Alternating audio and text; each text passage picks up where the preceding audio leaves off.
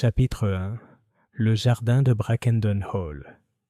Les rosiers de Brackendon Hall étaient célèbres dans tout le comté.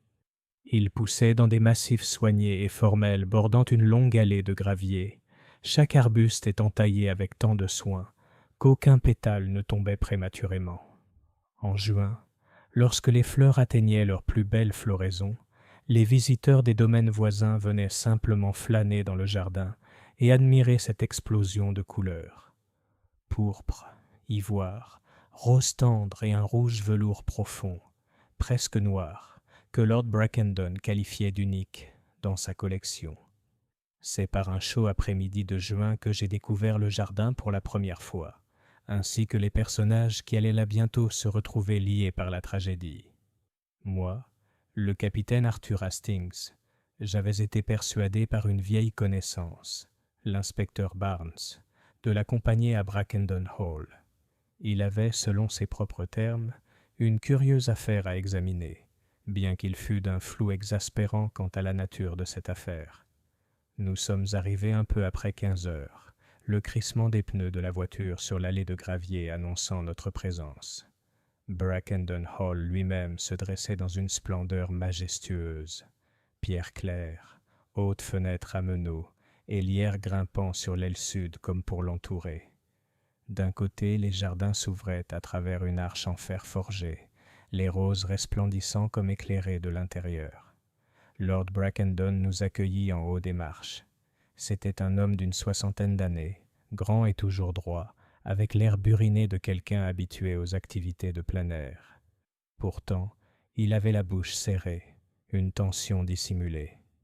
« Inspecteur, capitaine Hastings, » dit-il d'une voix parfaitement polie et parfaitement distante. « Je vous suis reconnaissant d'être venu si vite. » La formalité me laissa perplexe. Ce n'était pas vraiment l'accueil que l'on attendait d'une visite amicale. Barnes, pour sa part, hocha brièvement la tête et murmura quelque chose comme « un événement malheureux ». Je ne tardai pas à comprendre ce qu'il voulait dire. On nous conduisit au salon, où le thé était disposé sur une table basse. 4 autres personnes y étaient déjà assises. Lady Eleanor Brackendon, grande et imposante, avec des cheveux auburn parfaitement bouclés. Elle avait une immobilité qui pouvait passer pour du calme, même si le léger tremblement de sa main lorsqu'elle leva sa tasse de thé la trahissait. Mademoiselle Clara Whitby, une jeune femme d'une 20aine d'années, à la peau pâle, au regard inquiet et à la robe lavande délicate qui semblait lui nuire. Elle fut présentée comme la nièce de Lady Eleanor. Monsieur Gerald Dane, le jardinier en chef du domaine, un homme nerveux à la peau bronzée par le soleil et à la manière de parler étonnamment raffinée. Dr Lionel Crowthorne, le médecin du village, au visage rond, jovial et semblant légèrement déplacé au milieu de la grandeur formelle. Lord Brackendon ne perdit pas de temps en plaisanteries. « Inspecteur Barnes, » commença-t-il, « comme je l'ai expliqué dans ma lettre, il y a eu un incident dans la roseraie. Je préfère garder le silence autant que possible. Le comté est prompt au ragot, et je ne veux pas que Brackendon devienne l'objet de vaines spéculations. »« Tout à fait, » murmura Barnes, ses yeux se tournant vers moi comme pour dire « Nous y sommes. » « Peut-être pourriez-vous expliquer la nature de cet incident. » Lord Brackendon hésita. Son regard se porta brièvement vers les porte-fenêtres qui s'ouvraient sur la terrasse et au-delà, sur le jardin. « Hier matin, dans le jardin sud, mon jardinier a découvert. » Il s'interrompit, jeta un coup d'œil à Dane et sembla peser ses mots. « Ce que je ne peux qualifier que de spectacle des plus macabres. La terre au pied du massif central de roses était tachée, de rouge. » La tasse de thé de Lady Eleanor tinta contre sa soucoupe. « C'était du sang, inspecteur, » dit-elle avec une brusquerie soudaine. Inutile de le formuler avec plus de douceur. Le sol sous nos rosiers en était imprégné. La pièce semblait se refroidir. Je sentis un léger picotement dans la nuque. Barnes se pencha en avant. « Du sang animal ?»« Nous n'en sommes pas certains, » dit le docteur Crowthorne. Il n'y avait aucune carcasse, aucun signe de lutte, du moins pas celui qu'on pourrait attendre d'un animal attaqué. C'était étrange. Le sang semblait avoir été versé là, presque délibérément. Et puis, disparu. Parti, ai-je répété. Disparu le lendemain matin, dit Dane à voix basse, imprégné de terre. Et les roses. Sa voix s'éteignit, visiblement troublée. Elles étaient plus rouges que je ne les avais jamais vues. Trop rouges. Il y eut un silence pendant lequel je pouvais entendre le faible tic-tac de l'horloge de la cheminée. Lord Brackendon se redressa. Je ne suis pas superstitieux, mais Brackendon a de vieilles légendes, des histoires selon lesquelles le jardin aurait été planté sur un sol peu fertile. Je ne souhaite pas qu'elle ressuscite. Il faut enquêter sur cette affaire, discrètement, avant que des langues oisives ne s'en mêlent. C'est à ce moment précis que la porte du salon s'ouvrit et qu'entra une petite silhouette impeccable, vêtue d'un costume gris parfaitement taillé, de chaussures en cuir verni étincelantes et d'une moustache aussi précise que si chaque poil avait été posé à la règle et au compas. « Ah, mes amis, » dit Hercule Poirot en s'inclinant légèrement, « vous avez un problème avec vos roses, n'est-ce pas? Alors voyons si nous pouvons les convaincre de parler. » J'ignorais sa présence, mais tandis que je regardais Poirot balayer la pièce du regard, scrutant chaque détail, des scones intacts à la légère trace de terre sur la manchette de M. Dane, j'éprouvais l'étrange certitude que quelle que soit l'étrange affaire qui l'attendait, la vérité, aussi troublante soit-elle, ne lui échapperait pas. Chapitre 2. La mort parmi les roses. Le lendemain matin, clair et doré, une de ces journées d'été qui font oublier tout ce qui est désagréable. Les pelouses de Brackendon Hall luisaient légèrement de rosée, et l'air transportait ce parfum mêlé d'herbes, de terre et de fleurs, propre aux jardins anglais. Pourtant, même dans cette sérénité, je sentais que quelque chose clochait. Peut-être était-ce dû à la façon dont les domestiques se déplaçaient plus vite que d'habitude dans les couloirs, à voix basse. Peut-être était-ce dû à la vue de Lord Brackendon, seul au bord de la terrasse, le regard perdu dans les jardins, comme si les roses elles-mêmes l'avaient trahi. Je m'étais levé tôt, en partie par habitude et en partie par curiosité. L'affaire des roses saignantes était déjà étrange, mais avec Poirot sur les lieux, il semblait certain que l'affaire allait prendre une tournure plus sombre. Mon ami était déjà debout, impeccablement vêtu, et sirotait du chocolat dans la salle à manger comme s'il y était né. « Vous vous levez tôt, Hastings, » observa-t-il en posant sa tasse. « Vous avez l'air d'un homme qui s'attend à une journée intéressante. » « Eh bien, je suppose que oui, ai-je admis. Les roses, le sang, il y a quelque chose d'étrange là-dedans, Poirot. Et Lord Brackendon semblait profondément perturbé hier. Je me demande... Tu te demandes si on aura un crime avant la fin de la semaine. » Sa moustache tressaillit légèrement. « Je me le demande aussi, mon ami. En fait, il marqua une pause, inclinant la tête vers les portes-fenêtres qui donnèrent sur la terrasse. Je pense qu'on n'aura pas à attendre longtemps. » À ce moment-là, une silhouette traversa la pelouse en courant. Un jeune homme vêtu du pantalon de velours côtelé brut et des manches retroussées d'un jardinier. Son visage était pâle sous le coup du soleil, et il se déplaçait avec la hâte incertaine de quelqu'un apportant des nouvelles urgentes. « Monsieur Dane, monsieur !» haleta-t-il en s'arrêtant brusquement devant la porte ouverte. « C'est mademoiselle Whitby. Elle est... » Il déglutit difficilement. « Elle est dans le jardin sud. Je crois qu'elle est morte, monsieur. » Les mots semblèrent flotter dans l'air un instant avant que la pièce ne s'anime. Poirot se leva aussitôt. Lord Brackendon apparut sur les marches de la terrasse, et je me retrouvai à les suivre tous deux, tandis que nous descendions précipitamment le sentier vers les rosiers. La scène était d'une beauté grotesque. Le jardin sud était baigné de soleil, les rosiers en fleurs, leurs pétales d'une vivacité presque obscène. Et là, effondré au pied du massif central, celui qui avait été taché de rouge 2 jours plus tôt, gisait mademoiselle Clara Whitby. Sa robe lavande était froissée et striée de terre, ses cheveux pâles étalés sur le gravier. Un bras était tendu vers les rosiers, comme pour les attraper. Il suffisait d'un regard pour comprendre qu'elle était irrécupérable. Sa peau avait la douceur de la cire, celle de la mort, et ses lèvres étaient teintées d'un curieux gris-bleu. « Docteur Crowthorne !» aboya Lord Brackendon, bien que le médecin ait déjà traversé la pelouse à grands pas. Il s'agenouilla, posa 2 doigts sur sa nuque, et au bout d'un moment, secoua la tête d'un air sombre. « Elle est partie, » dit-il doucement. « À première vue, je dirais du poison. Assez rapide. Il y a une légère odeur ici, d'amandes amères. Le cyanure, » murmura Poirot, les yeux plissés. « L'un des poisons les plus théâtraux. Il tue rapidement et laisse derrière lui un parfum de mort. » Barnes, qui était apparu derrière nous, s'accroupit pour examiner le sol. Pas de verre, pas de tasse, pas de nourriture, rien qui aurait pu la contenir, et elle n'était pas du genre à transporter du poison dans son sac à main. « Elle était en détresse hier, » a déclaré Lady Eleanor, qui nous avait rejoints avec un calme remarquable pour quelqu'un confronté au corps de sa nièce. Elle se plaignait de maux de tête, de nervosité. Mais je n'aurais jamais imaginé. Poirot se tourna vers elle. « Madame, pardonnez-moi, mais insinuez-vous que ce soit de votre faute ?» Le regard de Lady Eleanor était fixe. « Je n'insinue rien, monsieur Poirot, simplement que Clara était troublée.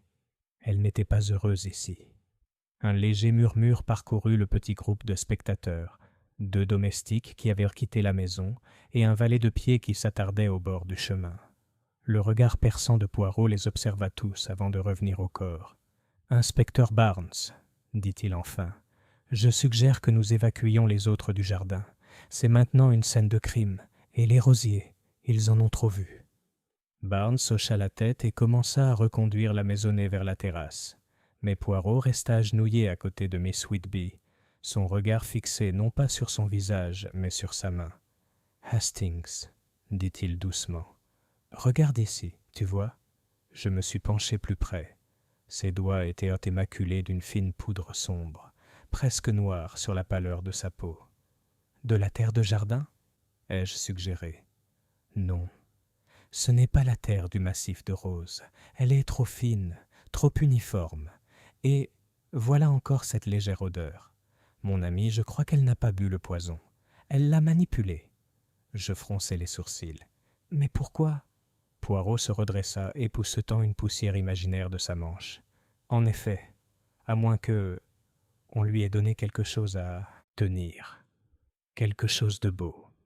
Quelque chose de mortel. » Ses yeux se posèrent sur les roses, leurs pétales luxuriants et luxuriants sous le soleil. L'espace d'un instant, je crus y lire du dégoût, comme s'il ne les considérait pas comme des fleurs, mais comme des complices. Lord Brackendon revint d'une brève entrevue avec Barnes. « Poirot, » dit-il d'un ton lourd, « je dois vous demander d'examiner cette affaire, discrètement si possible. Je ne supporte pas l'idée que la police rôde dans les jardins et que la presse en fasse tout un plat. » Poirot inclina la tête. « Vous pouvez compter sur moi, monseigneur. Mais vous comprenez bien que s'il y a eu crime, la vérité ne restera pas enfouie. Comme les roses, elle reviendra à la surface. » En revenant vers la maison, je ne pus m'empêcher de jeter un coup d'œil par-dessus mon épaule.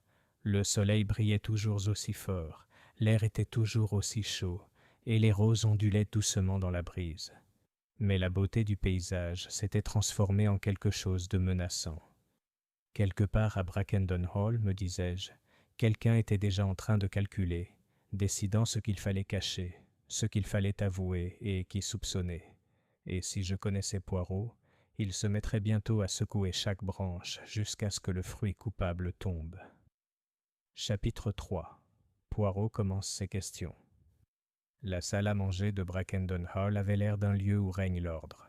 Chaque chaise était parfaitement alignée, l'argenterie polie comme un miroir, et les hautes fenêtres laissaient entrer une abondante lumière matinale. Pourtant, ce matin-là, l'atmosphère était fragile, comme si l'air lui-même était à l'écoute. Poirot avait choisi la pièce pour sa première série d'enquêtes, expliquant qu'un fauteuil confortable, une vue sur le jardin et le fait de savoir qu'on est observé sous de nombreux angles, ces choses-là délitent les langues. L'inspecteur Barnes avait accepté, même s'il gardait son poste juste à l'intérieur, son carnet prêt. J'étais posté à côté de Poirot, non pas parce qu'il avait besoin de mon aide, mais, comme il me l'avait dit un jour, parce que votre honnêteté, Hastings, apaise les coupables et rassure les innocents. Les deux sont utiles. Le premier à être invité était M. Gerald Dane, le jardinier en chef. Il entra d'un pas raide, celui qui n'apprécie pas d'être interrogé, sa casquette à la main, les yeux fixés par-dessus l'épaule de Poirot. « Monsieur Dane, » commença Poirot en joignant les mains sur la table, « c'est vous qui avez découvert les... roses saignantes, n'est-ce pas ?»« C'est exact, monsieur, » répondit sèchement Dan. « Il y a 2 matins. On aurait dit que quelqu'un avait versé de la teinture rouge dans le sol. Impossible de savoir comment elle est arrivée là. Pourtant, vous avez entretenu ces jardins pendant 15 ans, n'est-ce pas ?» La bouche de Dan se serra. « 18. 18, » répéta doucement Poirot. « Alors, vous sauriez si quelqu'un entrait dans le jardin pendant la nuit. Il n'y a pas de portail, pas d'entrée facile pour les étrangers, non ? Il y a une porte au fond, mais elle est verrouillée. Les clés sont entre mes mains et celles de Lord Brackendon. Seulement 2 clés ? Oui. » Poirot pencha la tête. « Et ce matin-là, vous étiez seul lorsque vous avez découvert cette étrange vision ? » « Oui, » répondit Dane. Son regard se porta vers la fenêtre, où l'on pouvait à peine apercevoir les roses onduler au vent. Il n'a pas touché la terre. J'ai immédiatement appelé sa seigneurie. Le regard de Poirot s'aiguisa. Et pourtant, hier, quand on a retrouvé la pauvre mademoiselle Whitby, il y avait sur ses doigts une fine poudre noire, très semblable à la terre des rosiers, mais pas tout à fait. Qu'en pensez-vous, monsieur ? Dan se tortilla, mal à l'aise. Je ne saurais dire. Peut-être qu'elle était en train de tailler. Elle aimait flâner dans les jardins, même si elle ne travaillait jamais beaucoup elle-même. Après le départ de Dane, Poirot murmura. Un homme qui aime ses roses n'aime pas en parler à propos d'un meurtre. Mais il en sait plus qu'il n'en dit. Le prochain à être convoqué fut de cœur Lionel Crowthorne.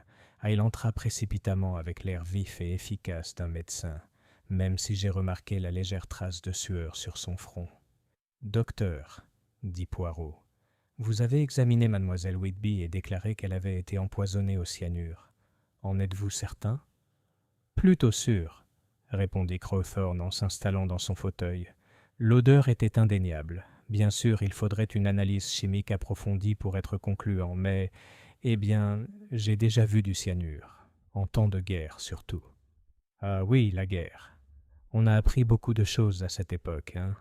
Dites-moi, docteur, vous connaissiez bien mademoiselle Whitby ? » ?»« C'est bien. Elle est venue me voir pour des maux de tête, du stress. Rien de particulier. » « A-t-elle déjà parlé d'ennemis ?» Crowthorne haussa les sourcils. « Des ennemis ? Non, certainement pas. Elle n'était pas du genre à inspirer l'hostilité. » Poirot haussa légèrement les épaules. « Et pourtant, nous y voilà. Une jeune femme est morte, et par une méthode qui exige de la précision. Le cyanure n'est pas un poison facile à trouver de nos jours, à moins d'y avoir, comment dire, accès. » La main du médecin se crispa sur l'accoudoir de son fauteuil. « Suggérez-vous ? » ?»« Je ne suggère rien, docteur. J'observe. C'est mon habitude. » Une fois Crowthorne parti, Poirot s'autorisa un léger sourire. « Voyez-vous, Hastings, le bon docteur est sur la défensive. Pourquoi ? Parce qu'il a accès à des poisons et qu'il sait que cela attirera l'attention. Notre troisième visiteur était Lady Eleanor Brackendonnel, entra avec la grâce d'une reine tenant sa cour, sa robe de soie vert foncé captant la lumière. « Monsieur Poirot, » commença-t-elle avant qu'il puisse parler, « je tiens à clarifier une chose. Ma nièce était troublée, malheureuse certes, mais je ne permettrai pas que sa mémoire soit souillée par des allusions à un scandale. » Poirot inclina la tête. « Tu étais proche d'elle. Elle est venue vivre avec nous après la mort de ses parents. C'était il y a 4 ans. J'ai fait ce que j'ai pu pour subvenir à ses besoins. Vêtements, compagnie, une place chez nous. La voix de Poirot était douce, et elle était reconnaissante. Lady Eleanor hésita, puis esquissa un léger sourire. Gratitude n'est pas un mot que je choisirais. Clara était agitée, insatisfaite. Elle désirait plus que ce que Brackendon pouvait lui donner, plus que la vie peut-être. Était-elle amoureuse? Le regard de Lady Eleanor se refroidit. Si c'était le cas, elle me l'a caché. Et si elle avait des ennuis, je préférerais ne pas le savoir. Une fois partie, Poirot se laissa aller en arrière. C'est elle qui contrôle la maison, Hastings, et ces femmes-là contrôlent souvent aussi la vérité. Enfin, Seigneur Brackendon Hill prit lui-même la présidence. Il paraissait plus vieux que la veille, comme si la mort lui avait ôté une couche de vigueur. « Poirot, dit-il lourdement, je ne sais pas ce que tu t'attends à trouver. La mort de Clara est une tragédie, mais si elle s'est suicidée... » Poirot leva la main. « Milord, je ne crois pas. Elle n'a pas bu le poison. On l'a mis sur ses mains. » Les sourcils de Brackendon se froncèrent. « Mais qu'est-ce que tu racontes, bon sang? Je dis que quelqu'un a souhaité sa mort, et qu'elle soit, comment dire, poétique. Elle a été trouvée parmi les roses. Elle est morte à leur contact. » Un silence pesant et absolu s'installa. Barnes griffonnait dans son carnet, et je ressentis un frisson qui n'avait rien à voir avec la fraîcheur de la pièce. Une fois les entretiens terminés, Poirot se leva, ajusta sa cravate et me dit doucement : « C'est bien ce que je pensais, Hastings. Le jardin n'est pas seulement un lieu de beauté, c'est la scène sur laquelle se joue une pièce. Et les acteurs y sont encore tous. » Chapitre 4. La floraison des fausses pistes. L'après-midi d'été était d'une tranquillité trompeuse. Le soleil illuminait les allées de gravier, les abeilles bourdonnaient paresseusement parmi les massifs de lavande, et un léger parfum de rose flottait depuis le jardin sud. Pourtant, sous ce calme se cachait une tension, comme le calme avant l'orage, tandis que la maisonnée s'activait sous le regard invisible de Poirot. Il n'avait pas encore partagé ses pensées en détail, mais je savais, pour l'avoir connu de longue date, qu'il avait déjà commencé à les rassembler dans son esprit. Poirot ne poursuivait jamais les suspects avec frénésie. Il les observait plutôt jusqu'à ce qu'ils se trahissent. Et maintenant, semblait-il, il avait l'intention de percer la première fissure dans la façade. Nous étions assis dans la bibliothèque, dont les portes-fenêtres donnaient directement sur les jardins. Poirot était en train d'astiquer ses lunettes, signe évident. J'avais appris que son esprit s'aiguisait, lorsque l'inspecteur Barnes apparut à la porte. « Poirot, dit-il, j'ai parlé à l'un des jardiniers auxiliaires. Il s'appelle Peter Hollis. Il jure avoir vu mademoiselle Whitby dans la roseraie tard la nuit précédant sa mort. » Poirot leva les yeux. « Tard dans la nuit, dites-vous? Et elle était seule? » ?»« C'est ce qu'il dit. Vers 11 heures. Elle tenait quelque chose dans ses mains, petit, sombre, comme une boîte. Hollis pensait que c'était un coffret à bijoux. Les yeux de Poirot se plissèrent. « Et c'était dans ce même lit de rose qu'elle a été retrouvée? » ?»« Oui. Mais voilà, Hollis a aussi aperçu M. Dane rôdant sur le côté du chemin peu après. Il dit qu'il avait l'air agité. Je me suis penché en avant.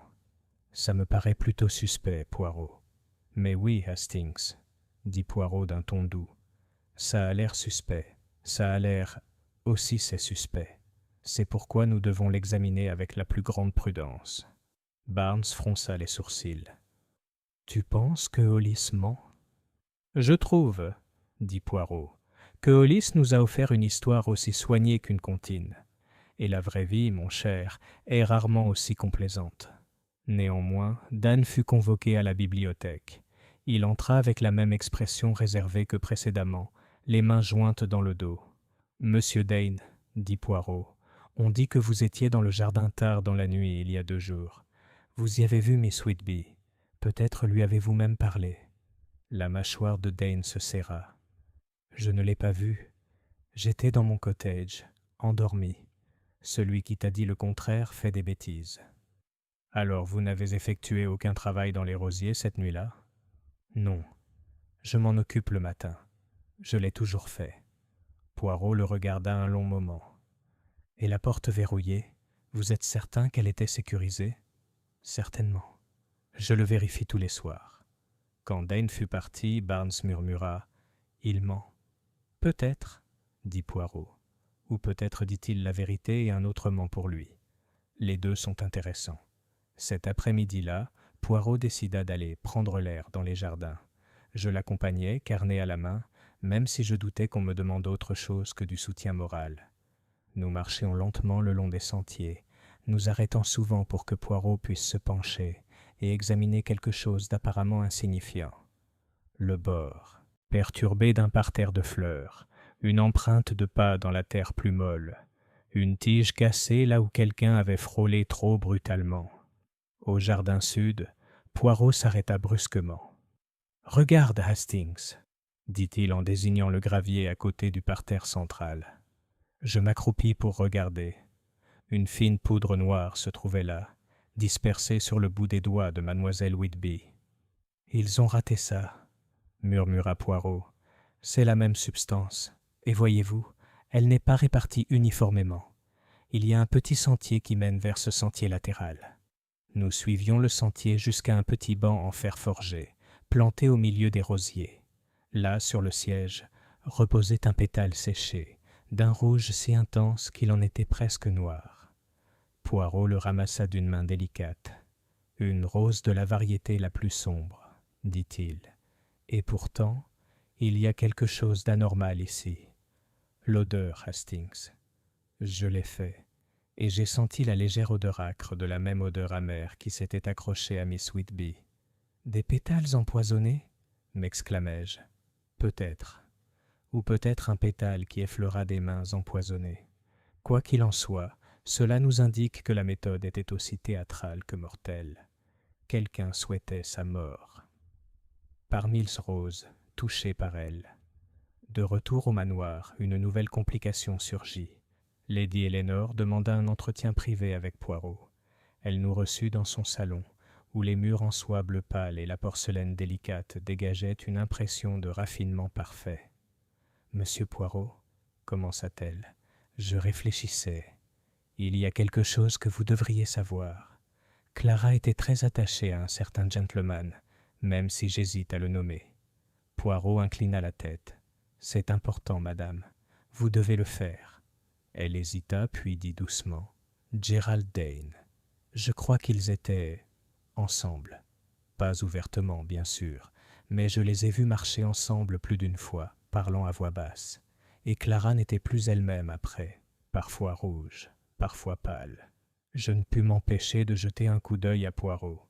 Si c'était vrai, cela expliquerait peut-être pourquoi Dane était près des roses ce soir-là, et pourquoi Hollis l'avait peut-être vu. Poirot, cependant, se contenta d'acquiescer. « Merci, madame. C'est intéressant. » En quittant la pièce, j'ai murmuré « Voilà, le mobile. Peut-être une liaison qui a mal tourné. Ça expliquerait pourquoi Dane ment. » La moustache de Poirot se contracta. « Cela expliquerait tout, Hastings. C'est précisément pourquoi nous ne devons pas nous en contenter. Un motif qui nous est donné si clairement qu'il nous détourne souvent de la véritable raison. » Ce soir-là, la maisonnée se réunit pour le dîner, la conversation étant discrète. Poirot, étonnamment silencieux, observait chaque visage comme s'il s'agissait d'une pièce sur l'échiquier. J'ai remarqué des détails. Lady Eleanor évitant le regard de Dane, Dane parlant peu et mangeant moins, Lord Brackendon observant tout le monde avec l'air d'un homme comptant les pièces après un vol. Même le docteur Crowthorne semblait moins jovial qu'avant, jetant des coups d'œil vers les fenêtres dès que la conversation s'interrompait. Plus tard, tandis que les autres s'éloignaient, Poirot me toucha le bras. « Hastings, remarquez-vous que chaque personne ici porte une ombre. C'est bien. Mais maintenant, il faut voir qui projette la plus longue, car le jardin, mon ami, est plein de fausses pistes, et l'une d'elles sent encore l'amande. » Chapitre 5. Un indice dans les pétales. Le lendemain de notre découverte du pétale empoisonné, le ciel était gris et lourd, les nuages s'abaissant au-dessus de Brackendon Hall, comme si la maison elle-même se préparait à un événement désagréable. Les roses dehors semblaient briller encore plus intensément dans la lumière terne, comme si elles défiaient le ciel. Poirot apparut au petit déjeuner plus tard que d'habitude, sa cravate en soie parfaitement nouée, sa moustache impeccablement peignée, mais son expression curieusement concentrée, le regard d'un homme qui a beaucoup réfléchi pendant la nuit. « Mon ami, » dit-il en s'asseyant et en versant le café avec une délicate précision. « Aujourd'hui, nous allons encore faire un petit tour à la roseraie. Mais cette fois, nous ne regarderons pas les fleurs. » J'ai haussé un sourcil. « Alors, qu'est-ce qu'on cherche ?»« Une preuve, Hastings. Quelque chose d'infime, quelque chose qui ne devrait pas être là. Et pourtant, il est là. » L'inspecteur Barnes nous rejoignit peu après, le visage ridé par le manque de sommeil. « J'ai reparlé à Hollis, » rapporta-t-il. « Il jure avoir vu mademoiselle Whitby porter cette petite boîte la veille de sa mort. Il dit qu'elle était sombre, presque noire, et qu'elle la tenait avec précaution. » Poirot remuait lentement son café. « Prudemment, comme on tient quelque chose de fragile, ou comme on tient quelque chose de dangereux ?» Barnes haussa les épaules. « Ça pourrait être les deux. Il insiste toujours sur le fait que Dane traînait dans les parages après. » Poirot se leva. « Venez, messieurs. Voyons où notre petite traînée de poudre et de pétales peut nous mener. » Nous retournâmes au jardin sud, l'air humide chargé des parfums mêlés de terre et de fleurs. Poirot avançait avec sa précision habituelle, chaque pas mesuré, son regard se portant vers le sol, les bancs, les bordures. Près du parterre de roses centrales, le même où Miss Whitby avait été retrouvée, il s'arrêta brusquement et s'accroupit. « Regarde, Hastings, que vois-tu » J'ai regardé. Au milieu du gravier se trouvait un pétale de rose, d'un rouge profond, dont les bords s'enroulaient. Il aurait pu s'agir de n'importe lequel des centaines disséminées naturellement, mais celui-ci semblait différent. « Un autre pétale, dis-je, mais il est plus foncé, presque noirci. »« Oui, et sens-le. » Je l'ai fait, réprimant un frisson lorsque le léger parfum d'amande a de nouveau frappé mon nez. Poirot sortit son étui à cigarette en argent, l'ouvrit avec précaution pour y placer le pétale comme un bijou précieux. « Nous devons le préserver. Voyez-vous, Hastings, ce n'est pas une décomposition ordinaire. C'est la marque d'un produit chimique, et une rose ne devrait jamais en rencontrer. » Barnes fronça les sourcils. « Alors les pétales ont été traités ?» Poirot se redressa. « Il est possible que les pétales eux-mêmes aient été, pour ainsi dire, enduits d'une fine couche de poison. Un seul contact, et le poison se dépose sur les doigts. De là sur les lèvres, le nez, les yeux, le poison fait son effet. » Je fixai les roses. « Mais qui se donnerait la peine de faire ça ? C'est diabolique. » Les yeux de Poirot brillèrent. « C'est aussi artistique, Hastings. Et les meurtriers qui sont des artistes sont à la fois dangereux et vaniteux. Ils laissent derrière eux leurs petites fioritures, leurs signatures. » Nous continuâmes notre chemin, dépassant le banc où nous avions trouvé le premier pétale. C'est là que Poirot s'arrêta de nouveau, se penchant cette fois pour examiner quelque chose à moitié caché sous la coudoir en fer forgé. Avec un léger « Ah !» il se pencha et en sortit un petit objet, un fin morceau de ruban de velours noir, long de quelques centimètres à peine. Un bord était effiloché, l'autre légèrement taché de noir. « Du velours !» murmura Poirot, « et d'une qualité qu'on ne retrouve pas sur les chapeaux de jardinier. Non, ça vient d'un vêtement de dame, ou peut-être d'une boîte ?» Barnes le regarda fixement. « Tu penses à l'histoire de Hollis, la boîte noire que portait Miss Whitby. » Exactement. Ce ruban pourrait servir de bordure à une telle boîte, si elle l'a tenue cette nuit-là et qu'il contenait les pétales empoisonnés. Il s'interrompit, faisant tourner délicatement le ruban entre ses doigts. Il faut voir si quelque chose dans la maison lui correspond. De retour à l'intérieur, Poirot commença ce que je ne peux décrire que comme une invasion polie de Brackenden Hall. Lady Eleanor fut la première à recevoir le ruban. « Avez-vous déjà vu cela auparavant, madame ?» Elle le prit entre le pouce et l'index, fronçant légèrement les sourcils.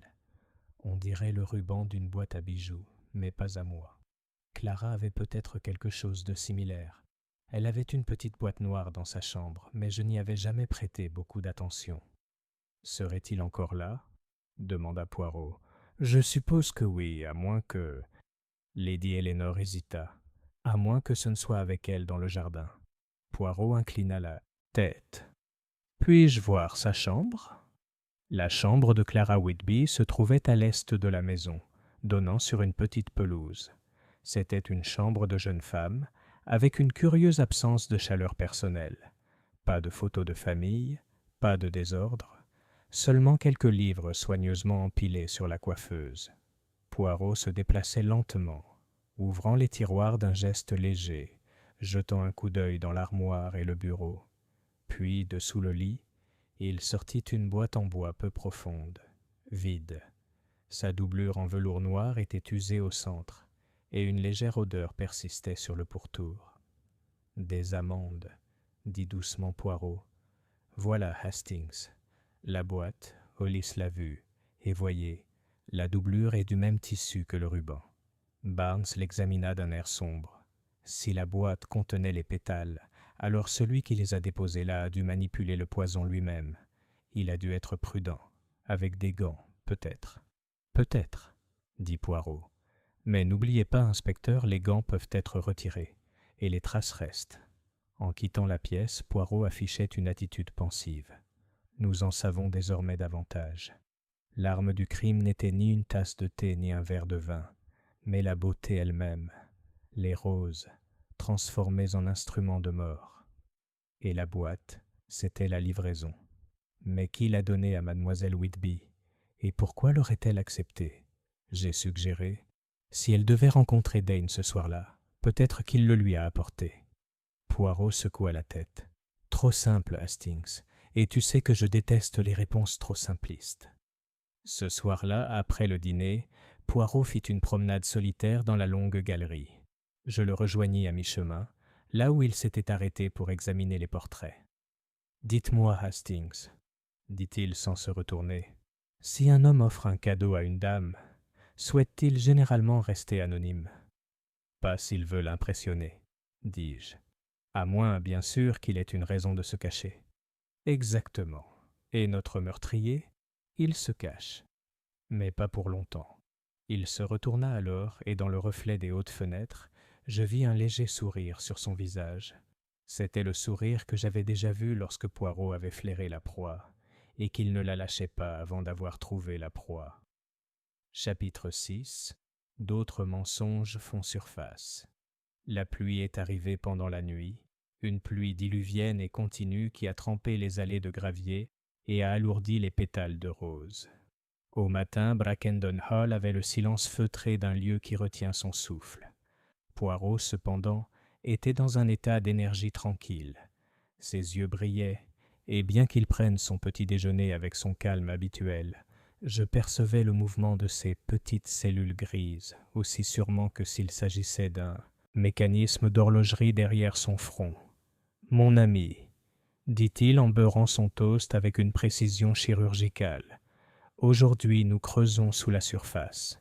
Hier nous avons trouvé la boîte, le moyen du crime. Mais la boîte n'est que l'emballage. Le cadeau qu'elle contient est le mobile. » J'ai souri faiblement. « Tu crois que le mobile sera facile à trouver ?» Poirot me lança un regard légèrement réprobateur. « Hastings, quand est-ce que c'est facile ? Non, non, il faut chercher les mensonges. On les raconte avec tant de charme, mais ils sont comme les mauvaises herbes dans un jardin. Ils se trahissent si on sait où les chercher. » Le premier mensonge, l'alibi du Danois. L'inspecteur Barnes avait déjà prévu de s'entretenir à nouveau avec M. Gerald Dane, et cette fois, la rencontre eut lieu dans le hangar à rempotage, un long bâtiment bas au fond des potagers. L'air était chargé de l'odeur de la terre humide et de l'odeur plus piquante de l'engrais. Dane était à l'établi en train de trier des paquets de graines quand nous sommes entrés. Il leva les yeux avec méfiance. « Monsieur Dane, » commença Barnes, « je vais vous demander à nouveau, où étiez-vous la nuit précédant la mort de mademoiselle Whitby ?»« Dans mon cottage, » répondit promptement Dane. « Je te l'ai déjà dit. » Poirot avança d'un pas, examinant une pile de pots en terre cuite comme s'il contenait la clé de l'affaire. « Et vous n'êtes pas allé du tout au jardin sud ?»« Non. »« Curieux, » dit Poirot, « parce que Peter Hollis insiste sur le fait qu'il vous a vu là-bas. Il décrit même votre veste, en velours côtelé marron, avec une déchirure sur la manche gauche. » La bouche de Dane s'ouvrit, puis se referma. Hollis parle trop. S'il a vu quelqu'un, ce n'était pas moi. Peut-être, dit doucement Poirot, mais la déchirure sur la manche. Ce n'est pas si courant, hein? Dites-moi, monsieur Dane, si je demandais à la blanchisseuse, me dirait-elle qu'elle l'a réparée pour vous hier matin? Les mains de Dane se crispèrent sur les sachets de graines jusqu'à ce qu'ils se froissent. Écoute, j'étais au jardin, oui. Je ne voulais pas le dire avant, parce que je rencontrais quelqu'un en privé. Mais ça n'avait rien à voir avec la mort de Clara. Ah, le regard de Poirot s'éclaira. Et qui était ce quelqu'un? Je ne peux pas te le dire. Tu peux, répondit doucement Poirot, et tu le feras. Sinon la suspicion grandira comme un liseron, et bientôt tu seras complètement étouffé. Dan hésita un long moment, puis dit à contre-cœur, « C'était Lady Eleanor. Elle m'a demandé de la retrouver là-bas, tard. Elle voulait me parler de Clara. » Le deuxième mensonge, l'omission de Lady Eleanor. Nous avons trouvé Lady Eleanor dans le salon du matin, sa robe de soie verte aussi impeccable que si elle sortait d'un portrait. « Madame, » dit Poirot avec une légère révérence, « je suis troublé. Hier, vous ne m'avez pas parlé de votre rencontre avec M. Dane dans le jardin. Et maintenant, il affirme que c'est vous qui l'avez convoqué. Le sang-froid de Lady Eleanor était remarquable. S'il dit ça, c'est forcément vrai. J'avais l'intention de garder l'affaire privée. Il s'agissait d'une affaire de famille. » Poirot haussa un sourcil. « Une affaire de famille dans la roseraie, à 11 heures du soir ?» Ses lèvres se courbèrent légèrement. « C'est calme là-bas, et cela concernait l'avenir de Clara. J'avertissais M. Dane que toute relation entre eux était inappropriée. » Poirot pencha la tête. « Alors, tu savais qu'ils étaient impliqués ?» »« Je m'en doutais. Je ne voulais pas que sa réputation soit compromise. »« Et pourtant, » murmura Poirot, « il est curieux que vous ayez omis cela hier soir. Une rencontre innocente n'a pas besoin d'être cachée. » Le regard de Lady Eleanor croisa le sien avec un air neutre. « Monsieur Poirot, une dame a le droit de garder certaines choses privées.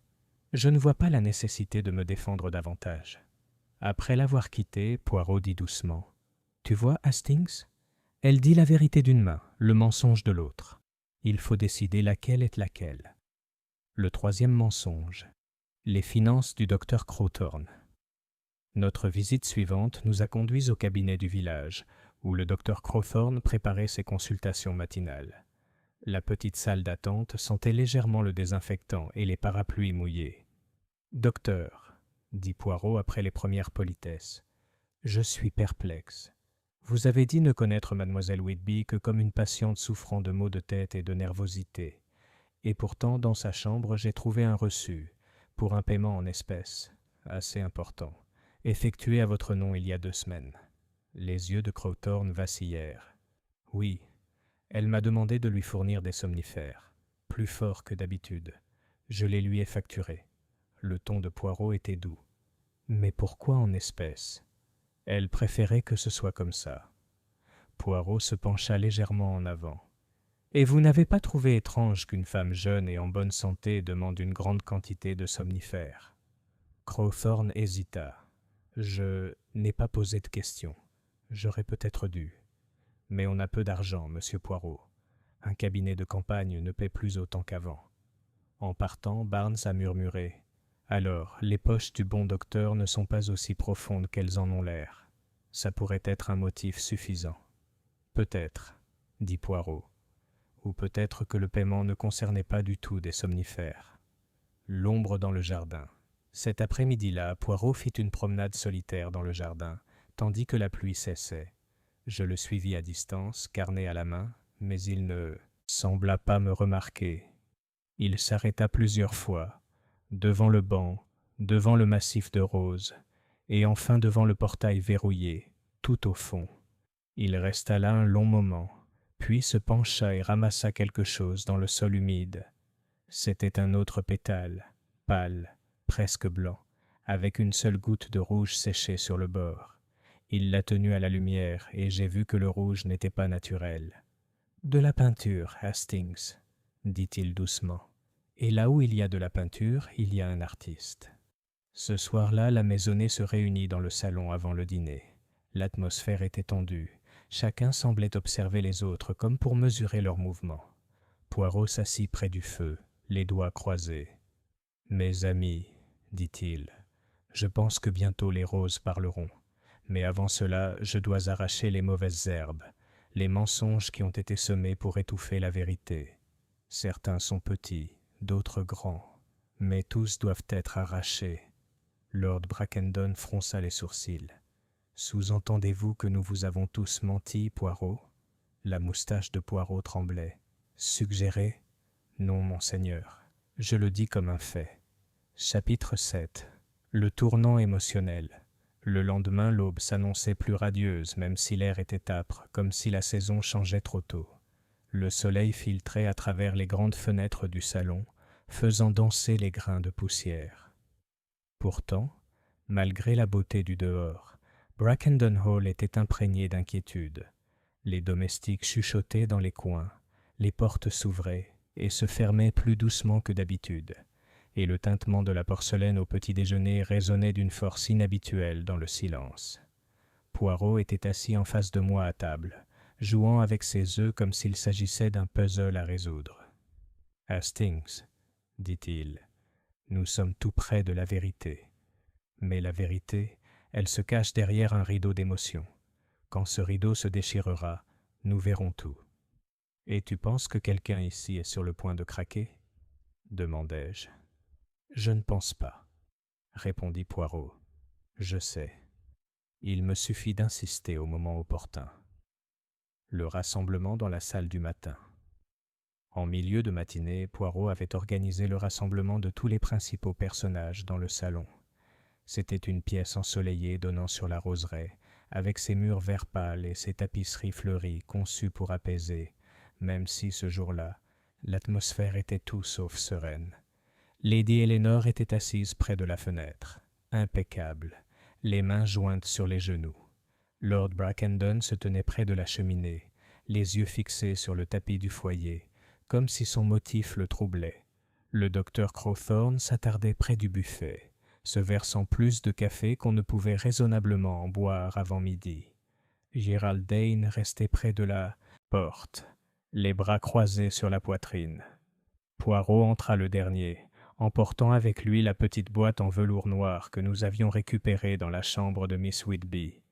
Elle était désormais scellée dans une enveloppe transparente, afin de mieux préserver toute trace. « Mes amis, » commença-t-il, « je vous ai réunis car il y a quelque chose que vous devez tous entendre. Nous savons que mademoiselle Whitby est morte d'un empoisonnement au cyanure. Nous savons aussi que le poison a été transmis non par la nourriture ou la boisson, mais par le contact de pétales de rose, des pétales délicatement peints de mort. » Les lèvres de Lady Eleanor se pincèrent. Lord Brackendon releva brusquement la tête. Poirot poursuivit. « Cette boîte contenait autrefois les pétales empoisonnés. Elle est doublée de velours doux et sombre, et elle a été offerte à mademoiselle Whitby la veille de sa mort. Elle l'a emportée dans le jardin, près du massif de roses centrales, et c'est là qu'elle a trouvé la mort. » La première fissure. À ces mots, Dane s'agita, mal à l'aise. « Tu ne sais pas ça, » murmura-t-il. Poirot tourna les yeux vers lui. « Je sais que vous avez rencontré quelqu'un dans le jardin cette nuit-là, monsieur Dane, et vous m'avez dit que c'était Lady Eleanor. » Un frisson de surprise parcourut la pièce. Lady Eleanor tourna lentement la tête pour regarder Dane, l'air dédaigneux et froid. « Vraiment ?» demanda-t-elle. « Je ne me souviens d'aucun arrangement de ce genre.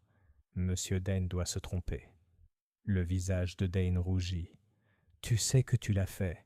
Tu as envoyé un message par l'intermédiaire d'une des servantes. Tu m'as dit de te retrouver sur le chemin à 11 heures. » Les yeux de Lady Eleanor se plissèrent. « Si j'avais une raison de vous parler, monsieur Dane, je ne choisirais pas une telle heure. et je n'organiserai certainement pas de rencontres clandestines dans mon propre jardin. La tension entre eux était palpable. Je jetai un coup d'œil à Poirot, qui observait la scène avec un léger sourire, comme si cet échange était une pièce de théâtre jouée exactement selon ses plans. La deuxième fissure. Ce fut le docteur Crowthorne qui prit la parole ensuite, la voix un peu trop forte. Si nous commençons à accuser des gens de réunions secrètes, peut-être devrions-nous mentionner que mademoiselle Whitby est venue me voir pour autre chose que des soins médicaux. Lord Brackendon se retourna. « Que voulez-vous dire par là ?» Crowthorne haussa les épaules, mais son ton était sur la défensive. « Elle se confiait à moi de temps en temps.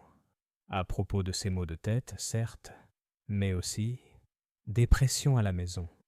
Elle se sentait indésirable ici. » Les yeux de Lady Eleanor lancèrent des éclairs. « Si elle a ressenti cela, c'est de sa faute. Elle a été gâtée bien plus qu'elle ne le méritait. »« Gâtée ?» demanda Crowthorne. « Je crois qu'elle était enfermée dans une sorte de cage dorée. Pas d'amis de son âge, pas de liberté pour aller au village sans chaperon. Assez. » La voix de Lord Brackendon résonna dans la salle comme un coup de fouet. « Nous sommes ici pour déterminer comment elle est morte, pas pour ressasser les prétendues injustices de sa vie. » Poirot applique la pression Poirot s'éclaircit délicatement la gorge. « Mais, monseigneur, parfois les injustices d'une vie révèlent directement la cause de sa fin. Par exemple, si mademoiselle Whitby rencontrait quelqu'un en secret, une rencontre qui a entraîné sa mort, alors la nature de ses contraintes devient cruciale. » Il s'approcha de la fenêtre, la boîte noire légèrement tenue dans ses mains. « Imaginez, mes amis, elle emporte la boîte dans le jardin. Pourquoi ? Soit elle la porte pour la donner à quelqu'un, soit elle lui a été donnée et elle l'examine. Dans les deux cas, celui qui lui a donné savait qu'elle contenait un danger. » Poirot se retourna lentement, son regard parcourant chaque visage. « J'ai ici un petit détail. Le velours de la boîte contient des traces non seulement de poison, mais aussi d'un parfum, une odeur très particulière, une odeur portée par une seule personne dans cette maison. » Lady Eleanor se raidit presque imperceptiblement. « Oui, madame, » dit doucement Poirot. « Il est à vous. » La pause, Lord Brackendon prit une inspiration brusque. Lady Eleanor se leva, le visage rouge, mais avant qu'elle puisse parler, Dane fit un pas en avant. « Ce n'était pas sa faute, » dit-il soudain. « Elle n'était pas au courant pour le poison. Il s'arrêta, comme si les mots s'étaient échappés avant qu'il puisse réfléchir. La voix de Poirot était très basse. « C'est vous qui avez placé les pétales dans la boîte, n'est-ce pas ?» Les poings de Dane se serrèrent. « Je ne voulais pas lui faire de mal. Je voulais juste l'effrayer, la faire partir. Elle cherchait des ennuis entre moi et... » Il s'interrompit et jeta un coup d'œil à Lady Eleanor. Le visage de Lady Eleanor était indéchiffrable, mais ses yeux brillaient. « Monsieur Dane, je vous suggère de ne rien dire de plus avant d'avoir bien réfléchi. » Le regard de Poirot ne quitta pas celui de Dane. « Et pourtant, monsieur, le problème avec les mensonges, c'est qu'ils ont besoin de plus de mensonges pour se maintenir. Un jour, ils s'effondrent sous leur propre poids. Aujourd'hui, peut-être. » Pendant un instant, Dane sembla sur le point de reprendre la parole. Puis ses épaules s'affaissèrent. « Elle n'aurait jamais dû mourir, » dit-il d'une voix rauque. « Je le jure. » Poirot à part. Plus tard, tandis que les autres s'éloignaient sous l'œil attentif de Barnes, je me tournai vers Poirot. « Tu le crois ?» Poirot ajusta ses menottes. « Je crois qu'il le croit, Hastings. Mais que ce soit vrai ou non, ah, c'est une autre histoire. Voyez-vous, j'ai appris autre chose aujourd'hui. » La boîte, les pétales, la rencontre dans le jardin, tout cela fait partie d'un ensemble plus vaste, et la main qui les a arrangés est plus rusée que notre ami Dane ne pourrait jamais l'être. « Alors pourquoi le pousser si fort ?» demandai-je. Les yeux de Poirot pétillèrent. « Parce que, mon ami, dans chaque partie d'échecs, on sacrifie parfois un pion pour voir comment la reine va se déplacer. » Chapitre 8. Le piège est tendu. Les événements de la veille avaient laissé Brackendon Hall dans un état de suspense inquiétant, comme si la maison elle-même savait que quelque chose allait se produire. L'aveu partiel de Dane, son intention n'était que d'effrayer Clara, n'avait satisfait personne, et encore moins Poirot. La maisonnée évoluait avec un étrange calme, leur conversation sur leur garde, comme s'ils craignaient que la moindre parole inconsidérée ne soit entendue et retournée contre eux. Poirot, cependant, était de bonne humeur. Il fredonnait doucement en ajustant sa cravate devant le miroir de sa chambre d'amis, sa moustache parfaitement symétrique. « Hastings, mon ami, dit-il, aujourd'hui nous semons des graines de doute, des graines de suspicion, mais aussi des graines de curiosité. Et le moment venu, nous verrons qui viendra les déterrer. » J'ai levé les yeux de ma chaise. « Tu veux dire que tu vas tendre un piège ?» Poirot sourit. « Exactement. Mais pas avec un fil à ressort ni un piège caché. Non, non. Mon piège est dans l'esprit, et il se refermera avec un léger déclic. » La conversation dans la roseraie. Peu avant le déjeuner, Poirot nous suggéra une promenade dans les jardins. La pluie des 2 nuits précédentes avait laissé la terre sombre et luxuriante, et les roses se dressaient fièrement sur le pâle ciel d'été. Alors que nous atteignions le parterre central, ce même carré de fleurs fatales, nous trouvâmes Lady Eleanor déjà là, ses mains gantées reposant légèrement sur le manche d'un petit couteau à serper. « Madame, » la salua Poirot, « vos roses sont magnifiques. Mais dites-moi, valent-elles la peine qu'elles vous causent ?» Le regard de Lady Eleanor ne vacilla pas. « La beauté n'est jamais sans épines, monsieur Poirot. » « Ah, très bien dit.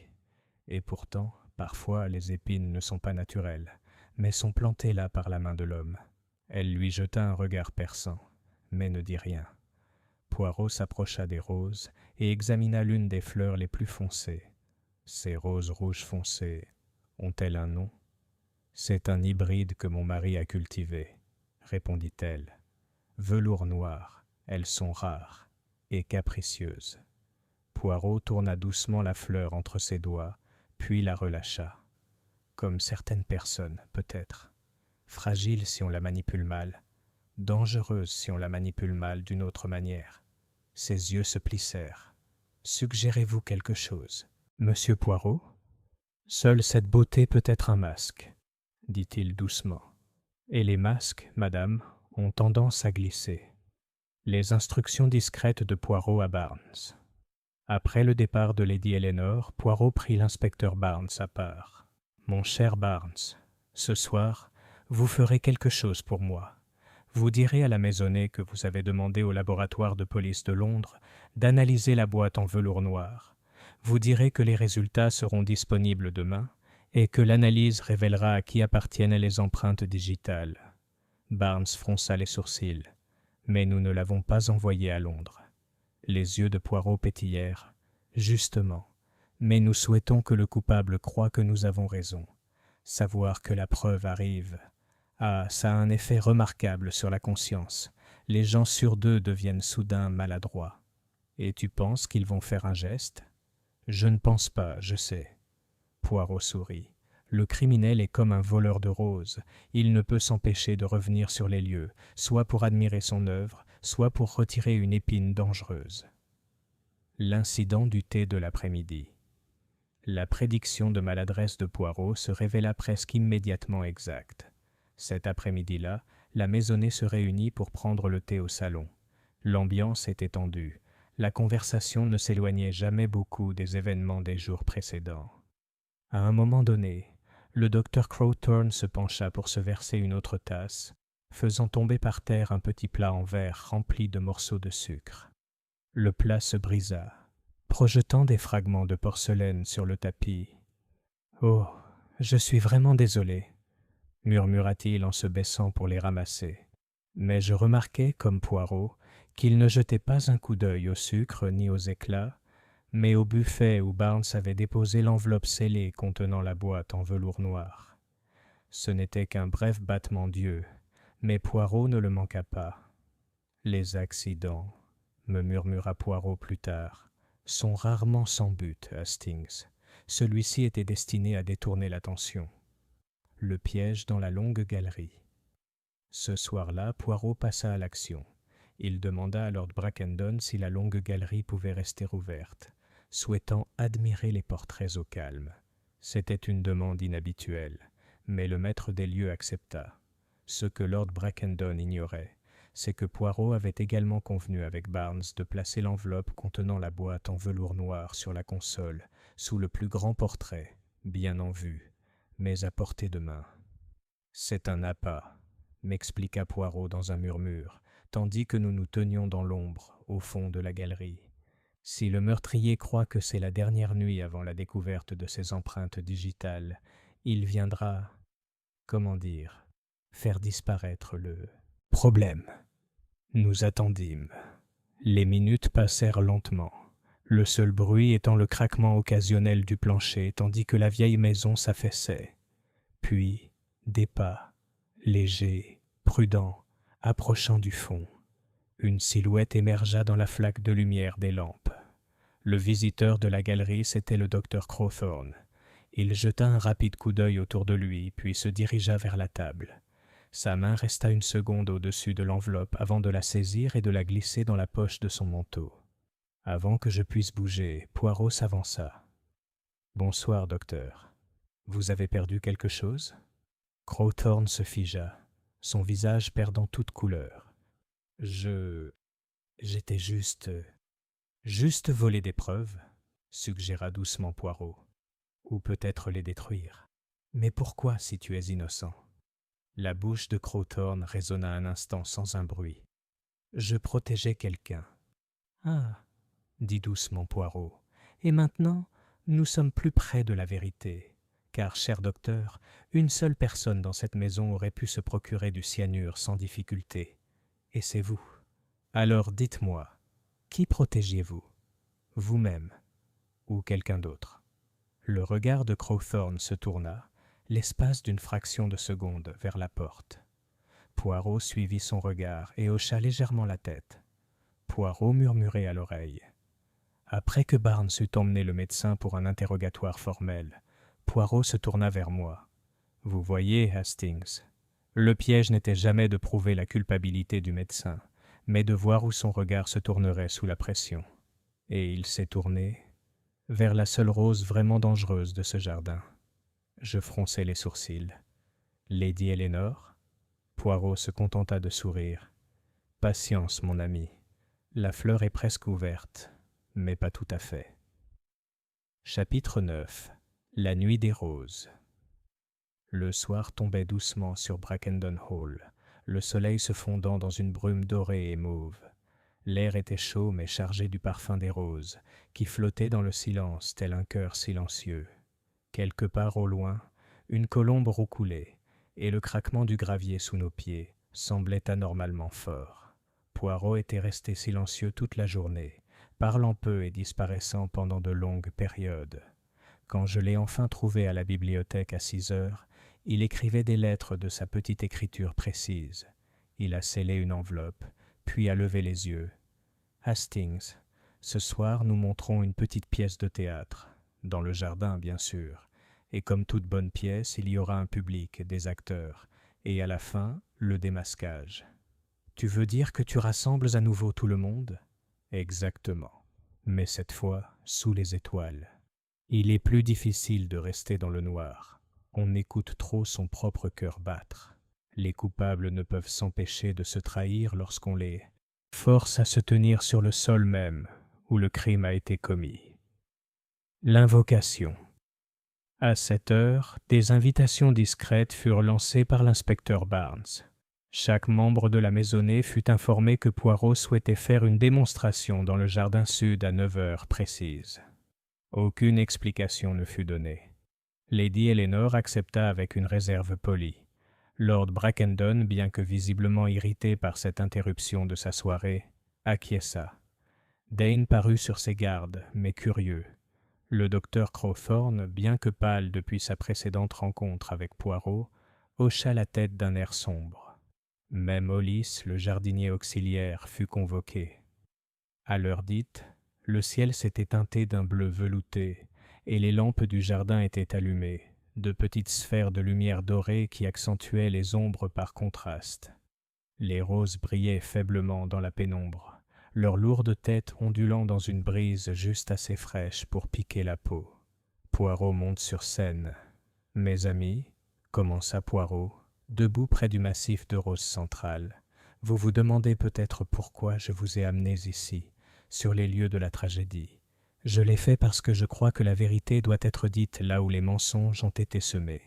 Ce soir, nous les débarrassons de ces mensonges, de leurs racines et de leurs racines. » Un murmure parcourut le groupe. Les mains gantées de Lady Eleanor se resserrèrent sur son étoffe. Dane se balançait d'un pied sur l'autre.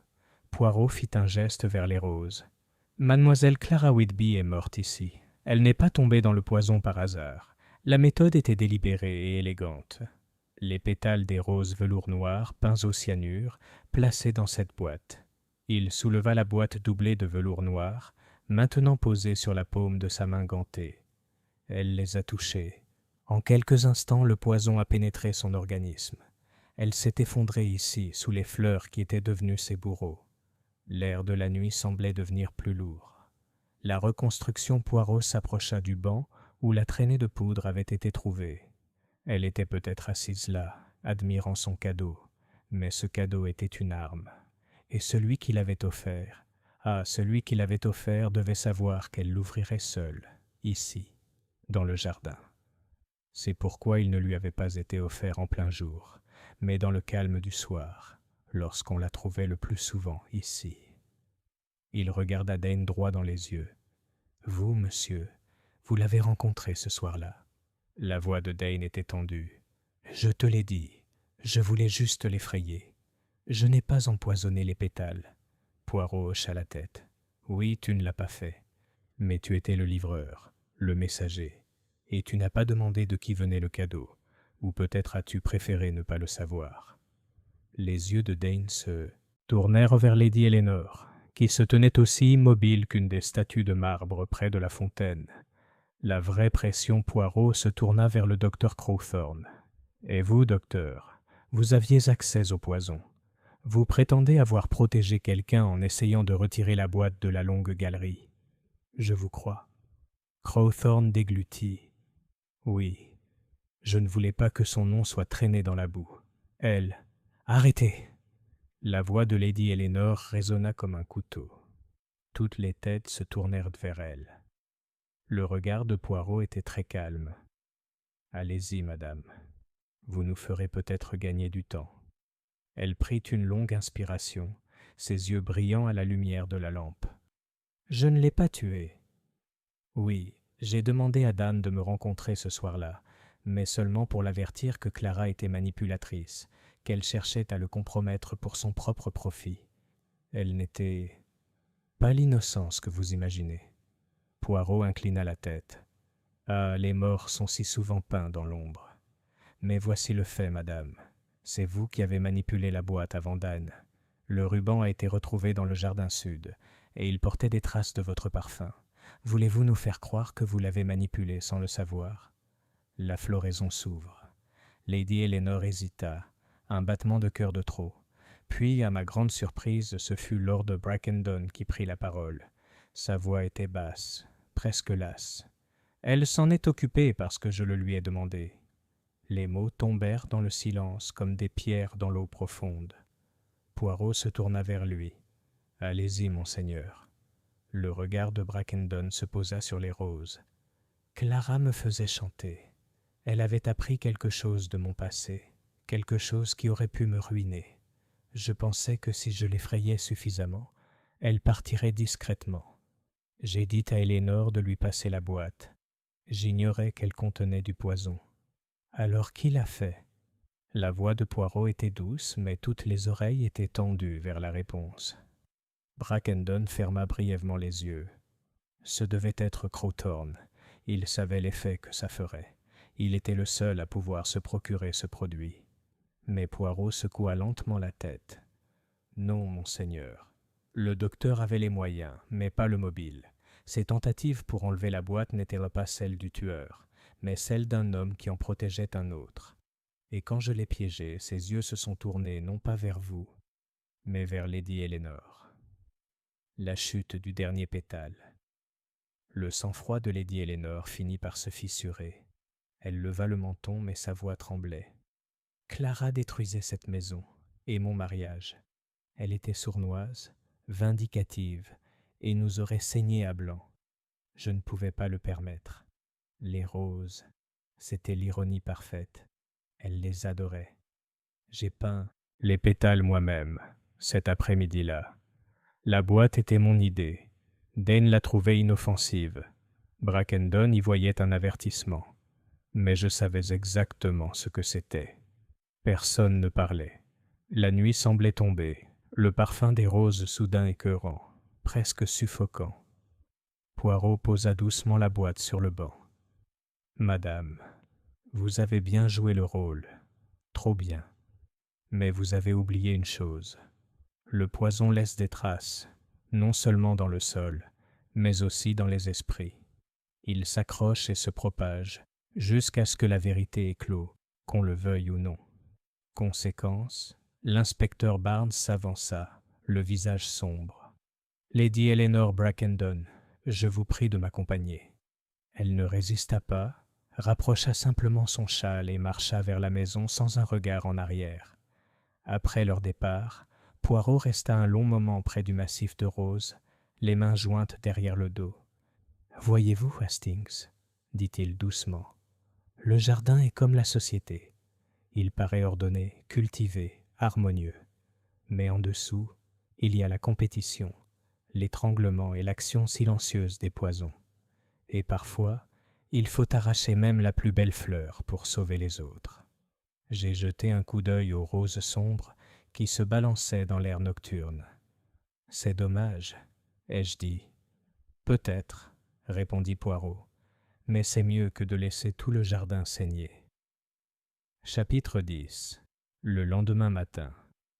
Le matin suivant l'arrestation de Lady Eleanor s'annonça clair et frais, comme si la tempête qui planait sur Brackendon Hall depuis des jours s'était enfin dissipée. Le ciel était d'un bleu pâle et serein, et le soleil inondait les pelouses, miroitant la rosée. Pourtant, malgré la beauté du jour, la maison elle-même semblait paisible. Ses murs mêmes semblaient porter l'écho de la nuit précédente.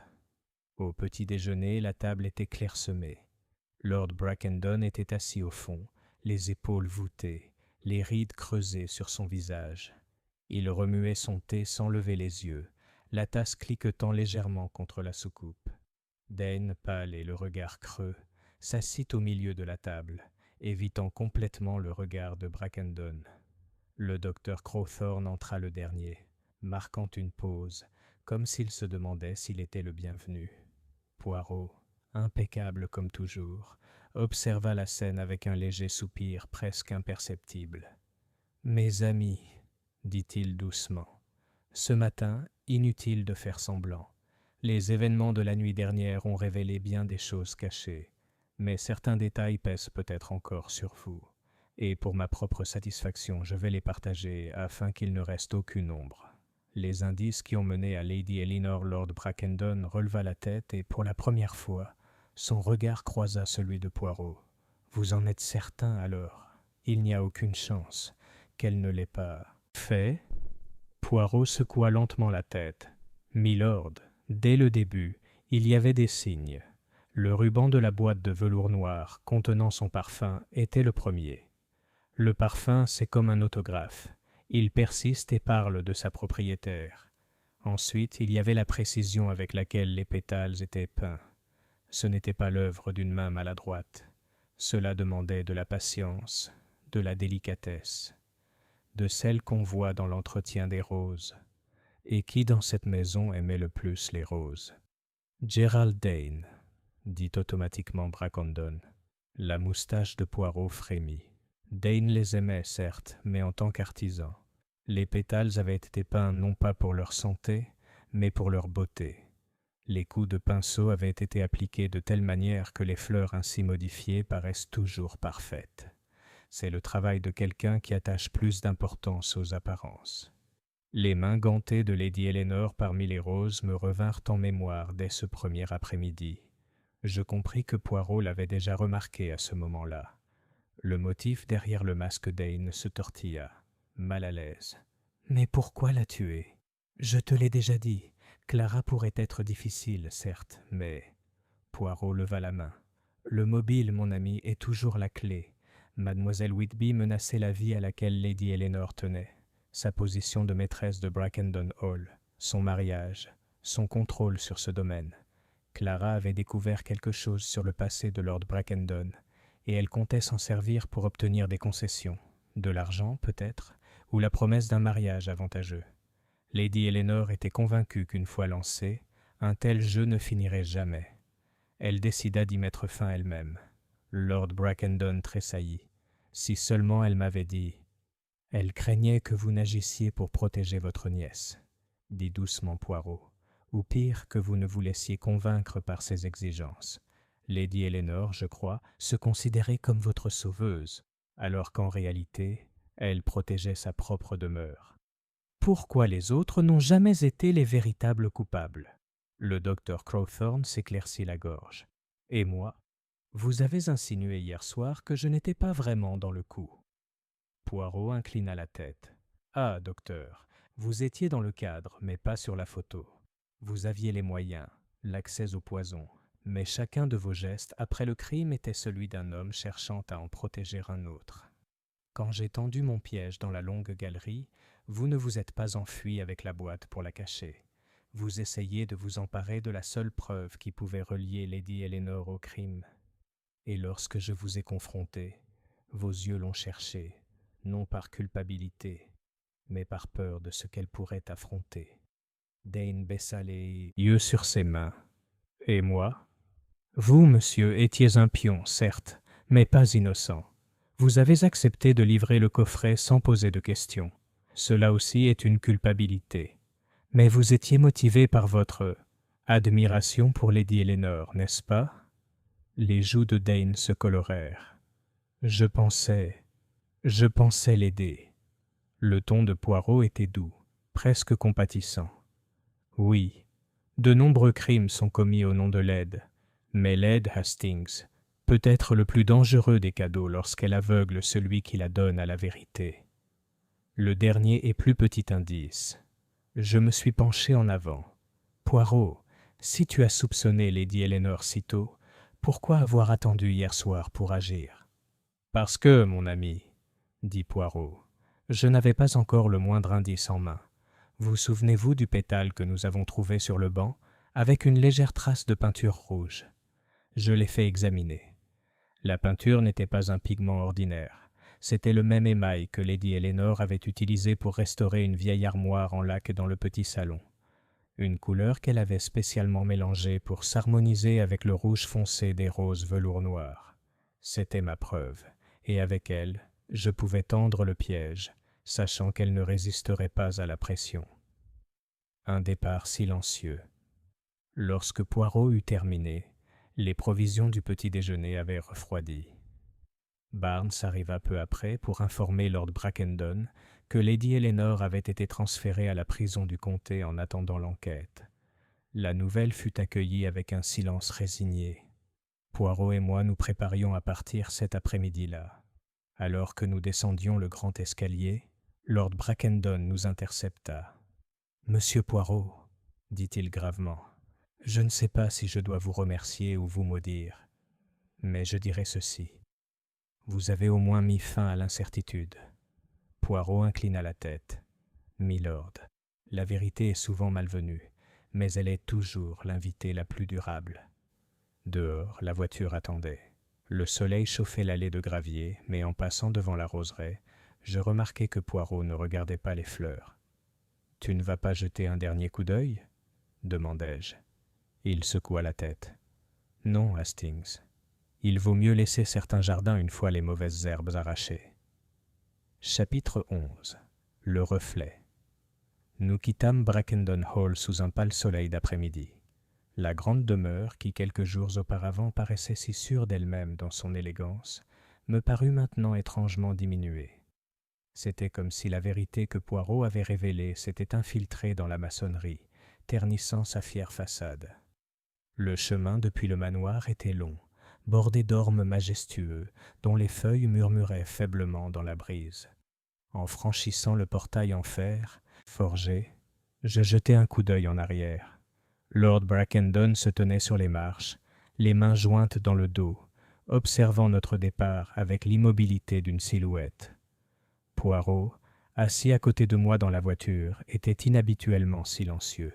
Son regard était fixé devant lui, mais je savais qu'il n'avait pas l'esprit occupé par la route. « Tu penses à elle, » dis-je après un moment. « Mais oui, Hastings, » répondit-il doucement. « Je pense à Lady Eleanor Brackendon et au jardin qu'elle s'aimait tant. » La belle et le poison. Nous nous arrêtâmes prendre le thé dans un petit village à quelques kilomètres du manoir. L'auberge était modeste mais confortable, ses fenêtres illuminées de géraniums. Une fois installé et le thé versé, Poirot sembla se libérer de son obsession.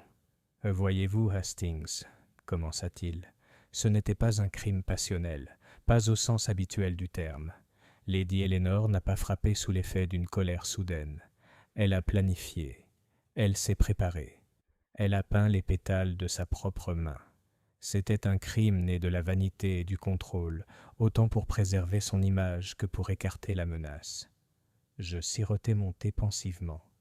Je suppose qu'elle pensait protéger son mari. Peut-être le croyait-elle, dit Poirot. Mais souvent, mon ami, les gens confondent protection des autres et protection personnelle. Si Lord Brackendon avait été ruiné, sa vie l'aurait été aussi. Sa position, son confort, son autorité, tout aurait disparu. C'était, je crois, la pensée qui pesait le plus lourd. Il se renversa dans son fauteuil, les doigts croisés. C'est intéressant, n'est-ce pas, qu'elle ait choisi une méthode si esthétique. Pas une arme rudimentaire, pas un poison grossier dans une tasse de thé, mais quelque chose qui conserve sa beauté même en tuant. Les roses, le coffret en velours noir, c'était presque comme composer un tableau.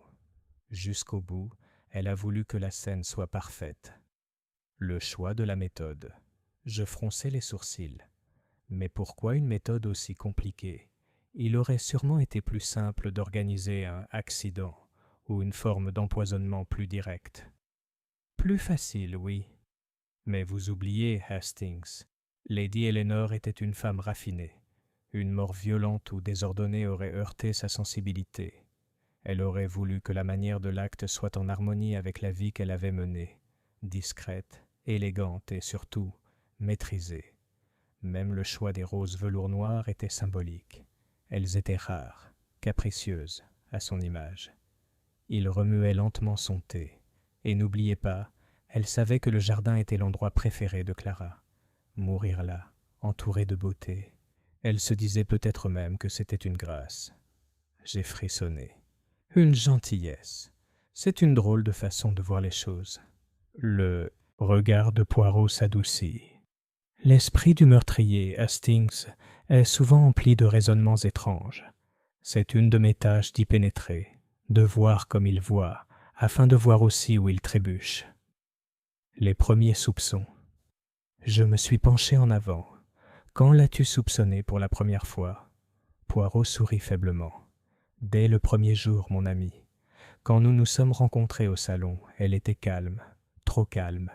La mort dans une maison, surtout d'une jeune femme, perturbe généralement les dames de la maison. Mais Lady Eleanor exerçait une emprise absolue. Et pourtant, il tapota la table du doigt.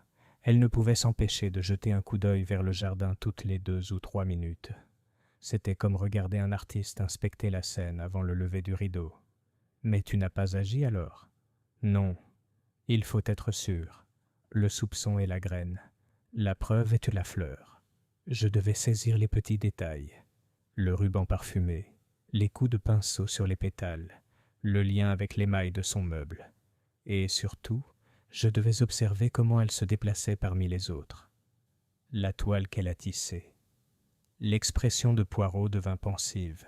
« Te souviens-tu de tous les mensonges que nous avons entendus dans cette maison, Hastings? Des petits, des grands, et des mensonges par omission. Lady Eleanor a tissé cette toile. Dane a menti pour la protéger, sans même connaître toute la vérité. Le docteur Crowthorne a menti pour la soustraire aux soupçons.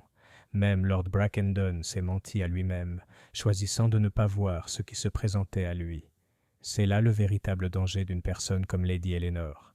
Son influence déforme la réalité pour tous ceux qui l'entourent. J'ai hoché lentement la tête, et une fois que les mensonges commencent, ils se propagent. Exactement. Comme une mauvaise herbe dans le jardin. Poirot prit une gorgée de thé. Elle comptait sur leur loyauté, sur leur foi en son élégance et son honneur.